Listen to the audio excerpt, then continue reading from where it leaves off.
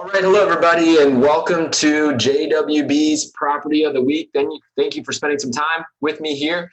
This is the property that I reveal every week, and I think it's a great asset for you to add to your rental property portfolio. So if you're interested in the property, this is a great thing for you to experience.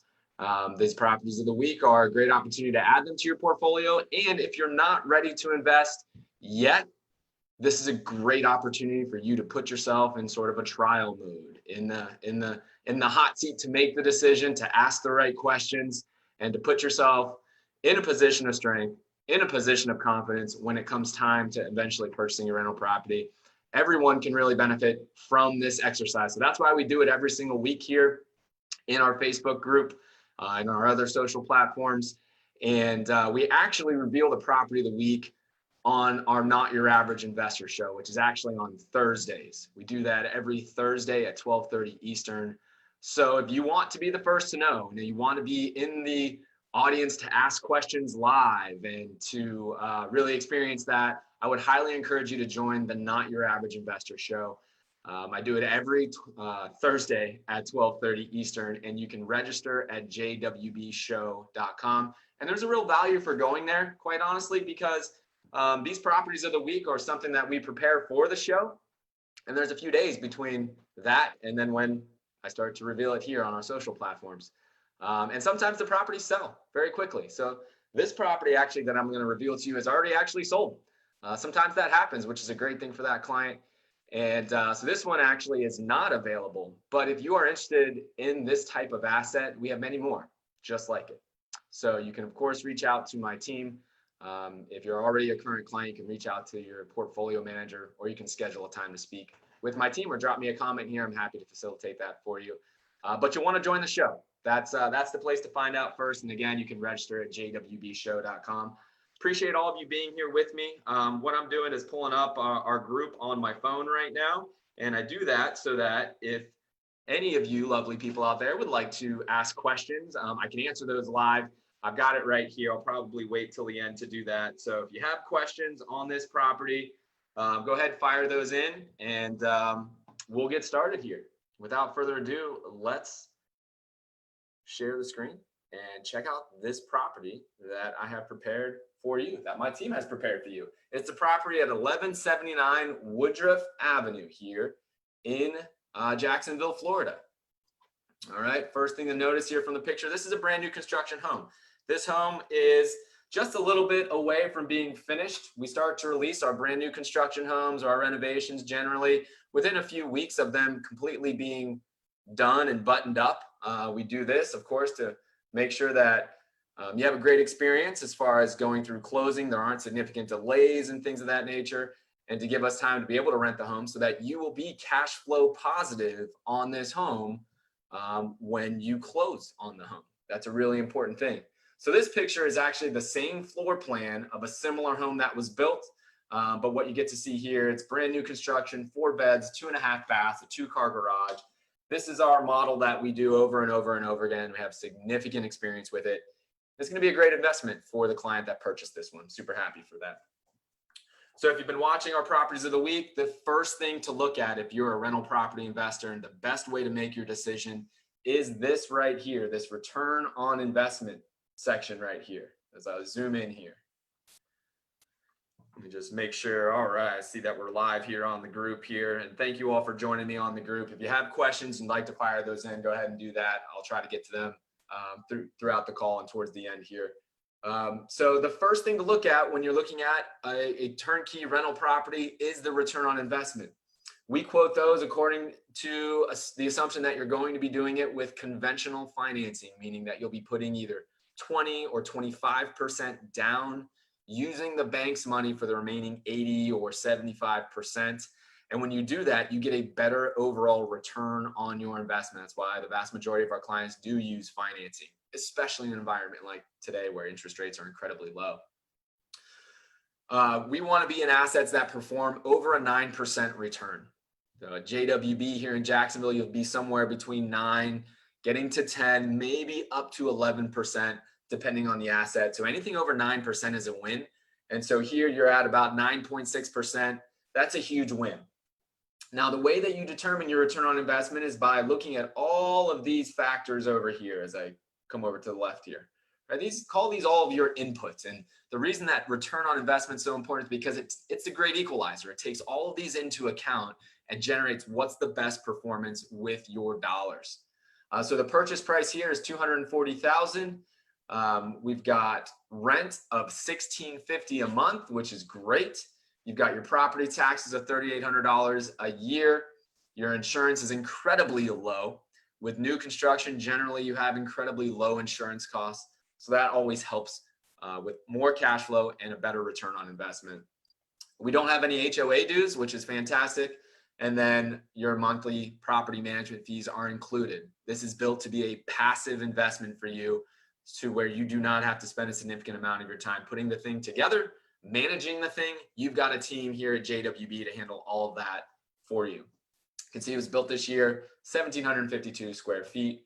And then one other key input to notice here is your maintenance rate and your vacancy rate. With brand new construction, here, I'll stop the screen share here. With brand new construction, one of the benefits is lower maintenance costs, which we like. Now, renovations are fantastic. We sell a lot of renovated homes. I own a lot of renovated homes. Renovated homes will have a slightly higher maintenance cost. But at the end of the day, what you're going to get to is that above 9% return is what we're shooting for. And you do that on new construction homes. You have generally higher purchase prices and maybe lower insurance cost and lower maintenance cost. And then on renovated homes, there's still this great equalizer, right? You get lower prices generally, but you do have slightly higher maintenance costs and you have higher insurance costs. So we love them both. This happens to be new construction. And the goal here is to get that return on investment above 9%. So I always like to have a teaching moment or a lesson here as we're doing the properties of the week. When you're looking at these specific assets, it's great to go through this specific example and see, is this the right investment for me? But there's a lot that goes into it to make sure that long-term it's going to be a success. It's not just a success on paper. It's not just a success day one or year one. How is this going to be a success for you for 5 years, 10 years, 20 years as you hold on to this buy and hold asset? So I thought I'd walk you through something that is super important here, and it's the value of a long-term lease. All right, as I do the screen share again here, come over here with me and look at this line item right here. Lease, 2 or 3 years at $1,650 a pop. Now, that is a really nice rent rate, but the thing that I love even more about that you should love even more about that, is 2 or 3 years for the lease. Okay, if you are new to rental property investing or new to JWB, and you've talked with a lot of other property managers, or maybe you're just coming in with some preconceived notions on how renting properties works, you will fall into the class of thinking that a 1-year lease is normal or acceptable. It is only normal or acceptable if you want to have short-term resident stays. 1-year leases lead to 1-year tenant stays or resident stays. It's not a shocker. You will not be successful. You will not hit your return on investment goals in rental property investing if you only have 1-year resident stays or 2-year resident stays. It's not long enough. You need to have 3 years, 4 years, 5-year resident stays. And the way you do that is by signing long-term leases, and then you focus on renewing those residents. So I wanted to put some numbers together for you. I was just doing some quick calculations I had just preparing for this. And I wanted to show you the value of a long-term lease. All right, at JWB, our resident stay on average 54 months. About 4.5 years is our average resident duration of stay. That's incredible. That's what you want to perform at, to have a passive investment that you like that's going to hit your return on investment goals. So the way that we do that is we sign long-term leases. The key behind all this is limiting turnover. Limiting turnover is so important because when it comes to your maintenance costs, the vast majority of your maintenance cost will happen when your tenant turns over. It doesn't happen while the resident's living in the house and just normal wear and tear or whatnot. It's those big pops that happen when they move out. And so I wanted to show you just how much it affects you if you have a turnover every single year. If you accept 1-year leases, this is what you're setting yourself up for. It's over $6,000 in costs when you factor everything in. So if you have a resident that leaves after 1 year, you need to put a new one in. Your property management company is going to charge you for that. It's called your tenant placement fee. JWB charges tenant placement fees like every other property management company, but we expect to have them much less often. So your tenant placement fee is equal to 1 month's rent. That's $1,650 here in this specific example. So we're going to tally all this up. Then what a lot of other investors don't realize is that every time your property turns over, your resident, the security deposit that you collect for your resident is not going to cover the additional cost that it takes to put the house back into rental shape, right? If you go really cheap and you do not fix things that need to be fixed, your house is going to stay vacant for a long time. It's going to take you a long time to rent the house. So you need to do the right things to make sure that the house is ready for rental shape. And quite honestly, your security deposit is not going to cover it the vast majority of the times. You're going to come out of pocket. About $2,000 is pretty average every time your resident leaves, your tenant turns over.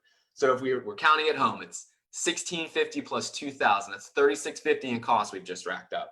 And now what about the mortgage payment, right? If you're with another property management company, let's be gracious and say that it only takes them, maybe 30 days or 45 days to find another resident, and maybe 15 to 30 days to actually move in for that resident. All in all, that's probably talking about 2 months of your mortgage payment that you're going to make. And then you're not going to have rental income coming in. So in this property, that comes out to a little over $1,200 a month for your mortgage payment. That comes out to $2,400 if your resident turns over every single year. So doing the math there, we had $1,650. We had $2,000 for the additional cost for the property turn over and above the security deposit. And then you had about $2,400 in your mortgage payment that you're still going to make, your PITI, your principal, interest, taxes, and insurance. Over $6,000 in cost if you accept 1-year leases. This is what you're setting yourself up for.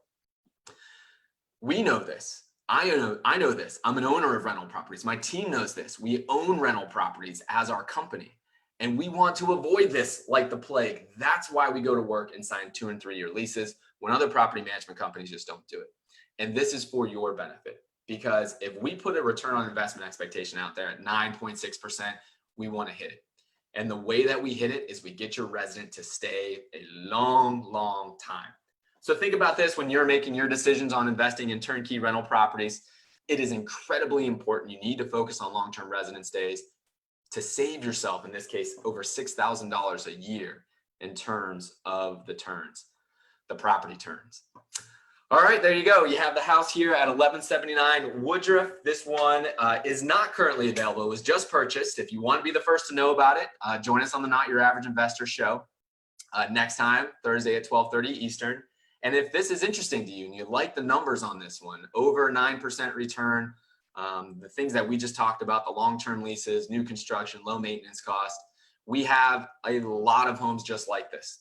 So if you're already a JWB client, you want to add this one to your portfolio, reach out to your JWB portfolio manager. They'll be happy to help you find a very similar asset. Or if you're not a client yet, reach out to me, reach out to my team. You can schedule a time to speak with my team at chatwithjwb.com. Appreciate all of you being here. I hope you have a fantastic rest of the day, and I'll catch you next week on the Not Your Average Investor show. Take care, everybody.